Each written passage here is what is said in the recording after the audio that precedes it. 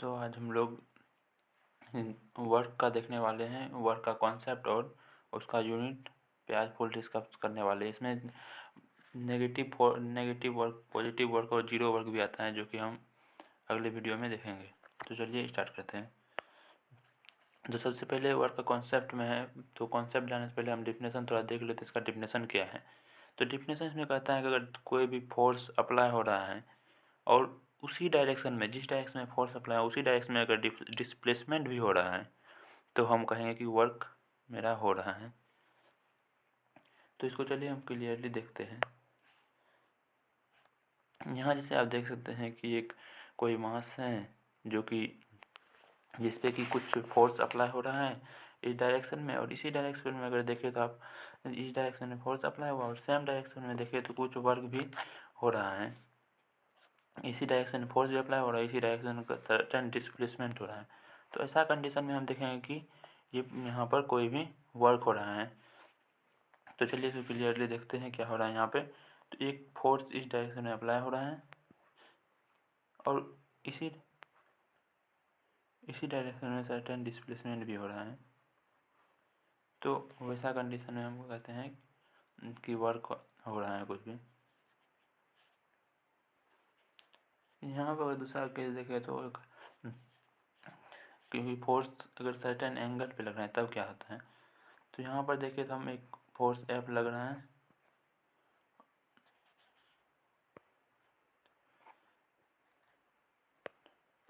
तो यहाँ एक डिस्प्लेसमेंट हो रहा है कुछ इस डायरेक्शन में और उसी से कुछ एंगल पे एक फोर्स अप्लाई हो रहा है और यहाँ पर कुछ एंगल है थीटा।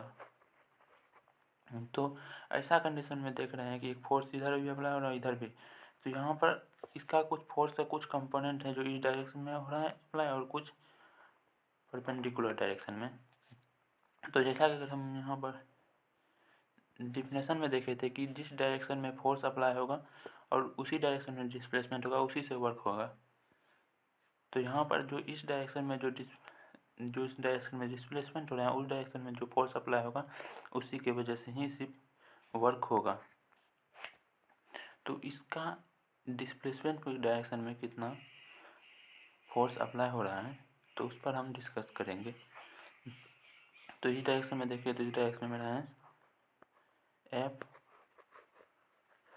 कॉस थीटा, जो कि हम लोग वेक्टर में देख चुके थे कि कॉस थीटा कंपोनेंट ही उसके जिस साइड एंगल होता है उस साइड कॉस थीटा कंपोनेंट बनता है। तो इधर कॉस थीटा कंपोनेंट बन रहा है तो इसी साइड के कंपोनेंट से वर्क होगा।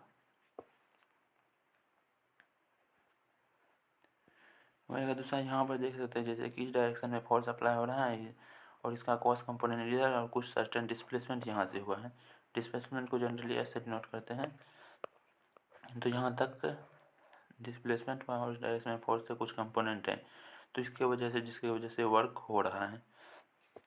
तो इसका अगर हम लोग आगे फार्मूला देखेंगे, अभी पहले कॉन्सेप्ट को समझते हैं उसके बाद फार्मूला देखेंगे। यहाँ पर दूसरा कंडीशन देखिए तो जो सर्टेन फोर्स इधर से अप्लाई हो रहा है और इस साइड इसका डिस्प्लेसमेंट हो रहा है। तो ऐसा कंडीशन में यहाँ पर एंगल देखते हैं थोड़ा इधर इस डायरेक्शन में इसका फोर्स अप्लाई हो रहा है, सॉरी इस डायरेक्शन का डिस्प्लेसमेंट हो रहा है और इस उस सर्टेन एंगल से फोर्स अप्लाई हो रहा है एफ फोर्स। तो उसी फोर्स को हम टेबल करते हैं जिस डायरेक्शन में कि डिस्प्लेसमेंट भी हो उसी डायरेक्शन का फोर्स को हम लेते हैं। तो अगर इस डायरेक्शन में फोर्स देखें तो एफ कॉस थीटा, तो अगर इस एफ कॉस थीटा की वजह से वर्क हो रहा है तो हम बस एफ कॉस थीटा को ही लेंगे जब हम वर्क का डिस्कशन करेंगे। चलिए तो अब यहाँ पे आ गए तो ये देख लें तुम कैसे वर्क होता है। जब भी कोई जिस डायरेक्शन में डिस्प्लेसमेंट में हो, जिस डायरेक्शन में डिस्प्लेसमेंट हो उसी डायरेक्शन में जो भी फोर्स अप्लाई होता है उसी की वजह से कोई वर्क होता है। तो इसका फार्मूला देख लेते हैं। फार्मूला इस सिलेबस में नहीं है लेकिन हमको देखना पड़ेगा। तो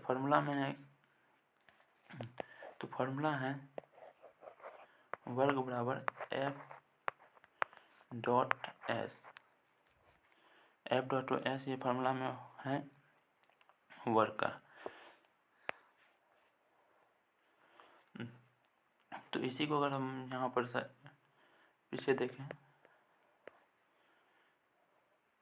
पीछे दो कंडीशन में हम देखे थे कि इसके कॉस कंपोनेंट के कारण वर्क हो रहा था, फोर्स का कॉस कंपोनेंट के कारण वर्क हो रहा था कोई भी। इस भी कंपोनेंट वही देखे थे, कॉस कंपोनेंट के कारण हो रहा था। यहाँ भी देखे तो कॉस कंपोनेंट के कारण ही वर्क हो रहा था। तो इसीलिए हम वर्क का और एक फार्मूला यूज कर सकते हैं, F cos theta into S. तो इसी को अरेंज करके हम एफ एस कॉस थीटा कहते हैं। तो चलिए अब जितना ही था हमारे सिलेबस में, अब चलते हैं हम यूनिट की तरफ। अब देखिए यूनिट जो होता है जनरली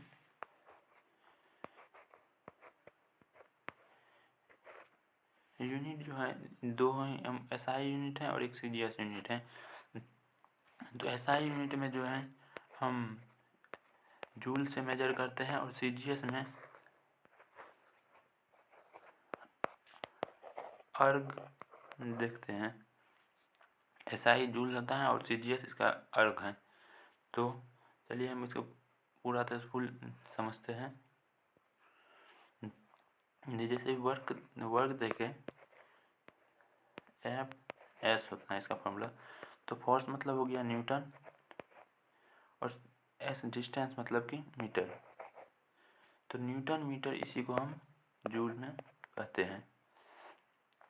और इसमें अगर सीजीएस यूनिट देखें तो फोर्स का होता है डायन और डिस्टेंस का हो जाता है सेंटीमीटर। तो डायन सेंटीमीटर को ही हम फिर इसी को अर्ग कह देते हैं।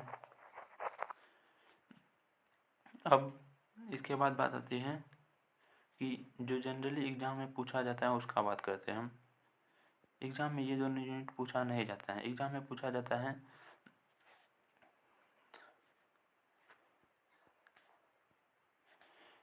एग्जाम में ये दोनों यूनिट पूछा नहीं जाता। एग्जाम में पूछा जाता है आपको वर्ग बराबर जैसे होता है एफ एस, फोर्स बराबर हो जाता है आपको जो पता है मास इंटू एक्सीलरेशन होता है और एच डिस्प्लेसमेंट होता है।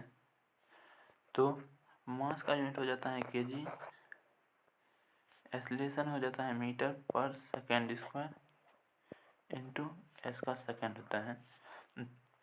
तो देखें तो KG metre square second inverse two. तो जनरली एग्जाम में ये दो तीन बार बहुत बार पूछा जा चुका है। तो यही एग्जाम में पूछा जाएगा। ये दो यूनिट पूछा नहीं जाता है जनरली। तो आपको जब ये ऑब्जेक्टिव में आएगा तो ये वाला आएगा तो इसको ध्यान में रखना है। इसको ये भी यूनिट का है, वर्क का है, यूनिट है। और वन जूल बराबर 10⁻⁷ अर्ग होता है। ये आपको ऑब्जेक्टिव सॉल्व करने में काम आ सकता है। तो आपका वर्क और यूनिट ऑफ वर्क में इतना ही था। हम नेक्स्ट वीडियो में आपको आगे नेगेटिव वर्क, पॉजिटिव वर्क और जीरो वर्क डिस्कशन करेंगे। Thank you.